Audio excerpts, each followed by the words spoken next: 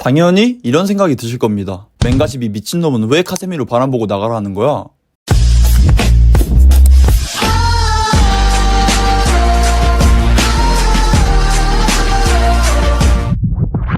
최근 바란의 맨유 작별이 공식적으로 발표되었고 카세미루의 방출 작업 또한 이루어지는 중입니다. 레알 마드리드라는 엄청난 클럽에서 무너지는 성인 맨유에서의 도전을 선택한 두 선수. 맨유 유니폼을 벗고 이제는 작별을 고하는 바란과 떠나야 하는 카세미루. 두 선수들과 더불어 지금까지 스쿼드 방출과 관련된 맨유의 여름 이적 시장 행보를 빠르게 알아보도록 하겠습니다. 현재 맨체스터 유나이티드는 클럽 내 재정적인 문제를 해결해야 하는 상태입니다. FFP 재정적 페어플레이 룰로 인해 클럽이 이적료나 연봉 등으로 지출하는 금액이 클럽 수익의 일정 비율을 초과할 수 없죠.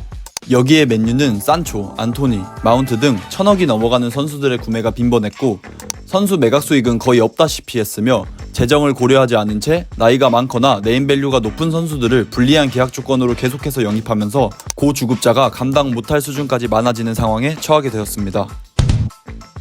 현재 맨유의 주급 순위입니다. 이 중 마샬과 바란은 팀을 떠나게 되었고 팀을 떠날 가능성이 높은 산초와 카세미루 정도를 주의 깊게 보시면 될 것 같은데요. 현재 맨유는 이러한 고주급 체계에서 벗어나기 위해 선수들을 최대한 정리하려는 움직임을 가져가고 있습니다.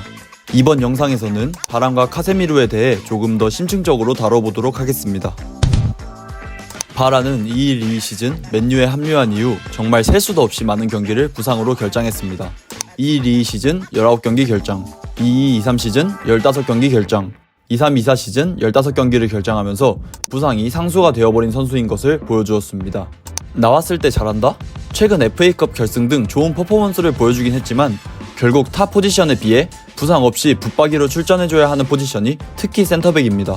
이에 대표적으로는 아스날의 마갈량이스 살리바 센터백 듀오가 있습니다. 잠깐 살펴보자면 마갈량이스는 지난 시즌 리그 36경기, 챔스 10경기를 출전했고 살리바는 리그 38경기, 챔스 10경기를 출전했습니다. 그리고 리그 베스트급 활약을 펼치며 지난 시즌 최소 실점을 기록했죠. 이는 리그 58실점을 한 맨유의 반밖에 되지 않는 실점이며 합이 맞는 주전 센터백이 붙박이로 뛰는 것이 얼마나 중요한지를 알 수 있는 대목입니다. 이에 비해 맨유 센터백진은 할 말이 많지만 하지 않겠습니다. 다시 본론으로 돌아와서 결국 맨유에서의 바란은 부상이 많은 불확실성을 가진 반쪽짜리 선수가 될 수밖에 없었습니다. 또한 현재 맨유 센터백 자원이 부족한 편은 아니며 맥과이어, 린델로프 중 한 명을 팔려고 하고 있지만 이번 시즌 최소한 센터백 한두 명을 영입하려는 맨유. 이러한 추가 영입이 더해진다면 최고 주급자이자 유리몸인 바란이 있을 자리 또한 보이지 않습니다. 마지막으로 바란의 나이는 93년생. 재계약을 하게 되면 2-3년은 제시해야 할 텐데 나이로 봤을 땐 주급을 올려달라 요청했으면 요청했지 절대 삭감하려 하지는 않을 나이입니다. 최근 구단의 방향성 또한 건강한 주급 체계를 만들고 어린 선수들로 리빌딩을 하기 위해 노력하는 중이기에 바란과의 작별을 선택한 구단의 결정 또한 이해가 가는 부분입니다.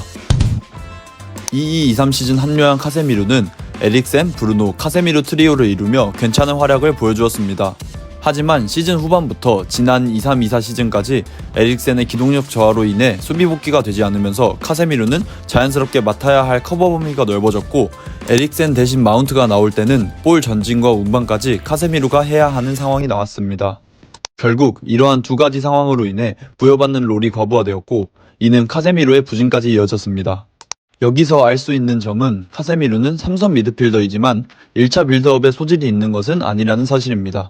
레알 마드리드 시절 크로스와 모드리치가 해당 역할을 했기 때문에 볼위닝 미드필더로서 수비적인 측면만 집중할 수 있었지만 맨유에서 텐하흐 아래에서는 상황이 달랐습니다. 텐하흐는 과거 아약스에서 대용을 라볼피아나의 중앙 수미로 썼고 대용이 1차 빌드업의 핵심 역할을 담당했습니다.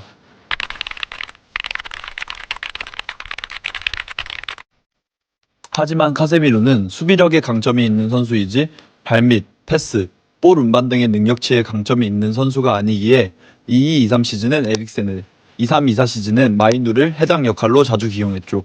테나흐의 축구에 부합하는 3선 자원이 아니기에 장기적인 관점에서 해당 롤을 맡기에는 다른 선수가 더 적합하다고 판단됩니다. 영입 당시에도 테나흐 픽이 아닌 구단의 선택이었고 심지어 계약 기간 또한 1년밖에 남지 않아 현금화를 하기 위해선 이번 이적 시장에 판매하는 것이 가장 합리적인 선택으로 보입니다. 바란과 카세미루의 방출. 현재 구단의 스탠스와 동일한 제 견해가 들어간 총 정리는 이 정도로 볼 수 있겠네요. 냉정하게 분석해보았을 때 나가야 한다고 하는 것이지 절대 바람과 카세미르에게 애정이 없는 것은 아닙니다. 특히 22-23 시즌 바르셀로나와의 유로파 경기에서 나온 두 선수의 바스트 하이파이브는 모든 맨유 팬들의 가슴속을 뜨겁게 달궜을 것이라고 확신합니다. 하지만 맨유라는 클럽의 팬으로서 FA컵 트로피까지 들어올린 현 상황에 맞추어 아름다운 이별을 하는 것이 바람직한 방향이지 않을까 생각됩니다. 현재 라파엘 바라는 이탈리아로 넘어가 코모와 협상을 진행 중입니다. 아직 31살이기에 코모로의 이적이 불발되더라도 유럽에서의 도전을 계속해서 이어나가며 그의 마지막 불꽃을 태울 것으로 예상됩니다. 카세미르와 가장 링크가 짙은 곳은 사우디입니다. 사우디는 이미 한두 달 전부터 카세미르에게 러브콜을 보내왔고 카세미르 또한 사우디를 배척하지 않는 스탠스입니다. 예상 이적료는 하나 약 4,500억 정도인데 현재 영입자금이 부족한 맨유가 어느 정도 이적료를 요구할지 어느 정도 금액선에서 이적을 허용할지가 관건입니다. 23-24 시즌 단 500분 출전으로 맨유와의 9년 동행을 마친 마샬입니다. 덕분에 없던 고혈압도 생겼던 것 같습니다. 감사합니다. 그리고 방금 이야기했던 바란 또한 공식적으로 맨유를 떠나 FA가 되었습니다. 당신의 앞길에 행복만 가득하기를. 유스 시절을 포함하여 19년을 맨유 소속으로 뛰었던 브랜든 윌리엄스가 FA로 팀을 떠나게 되었습니다. 솔샤르 시절 정말 기대되던 선수였는데 아쉽게 됐네요. 맨유 유스 왼발 윙어 FA가 된 오마리 포스는 이탈리아의 AC 몬차로 영입되었습니다. 조니 에반스와 톰 히튼 두 선수는 계약은 만료되었지만 현재 재계약 협상 중에 있습니다. 개인적으로 에반스 영감님은 플레인 코치로 계속해서 맨유에 남아주셨으면 하네요. 맨유 유스에서 시작하여 지난 시즌 벤피카로 임대를 떠났던 알바로 페르난데스 약 100억 원의 이적료로 벤피카에 합류하게 되었습니다. 소피앙 암라바트는 6월 30일부로 맨유 임대 기간은 만료가 되었습니다. 아직 완전 영입 선택지가 있긴 하지만 최근 소식들에 의하면 가능성이 희박해 보입니다. 우리들의 산초기 제이든 산초는 유벤투스와 도르트문트에 관심을 받고 있습니다. 23-24 시즌 도르트문트 임대로 챔스 결승까지 올라가는 등 괜찮은 활약을 보여준 제이든 산초. 맨유의 평가액은 하나 약 700억 원 수준이기에 유벤투스, 도르트문트는 임대로 데려오려는 꼼수를 부리며 딜을 지연시키고 있습니다. 이번 시즌 맨유를 나갈 가능성이 유력한 선수입니다. 그린우드 또한 과거 논란으로 맨유 내에서는 돌이킬 수 없는 여론이 형성되었기에 맨유와 작별할 가능성이 매우 높습니다.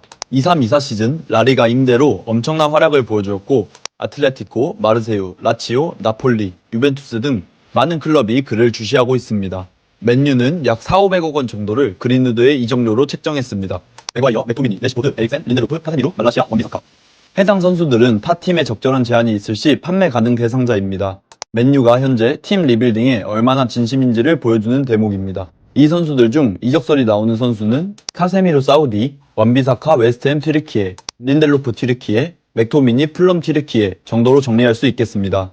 튀르키예 이적설이 많이 나오는 이유는 무리뉴가 최근 튀르키예에 페네르바체 감독으로 부임했기 때문에 과거 맨유 시절 제자들과 링크가 많이 나오는 것 같고 카세미르를 제외하고는 관심 정도의 루머이니 가볍게 보시고 넘어가 주시면 될 것 같습니다. 이제 7월이 되었고 이번 달 내로 유로가 끝나면서 더 자세한 이적 소식들이 나올 예정이므로 구독 이후 최신 소식들을 팔로우해보시면 좋을 것 같습니다. 더리우드 맨유 올 가능성 엄청 높습니다. 맹가십이었습니다. 감사합니다.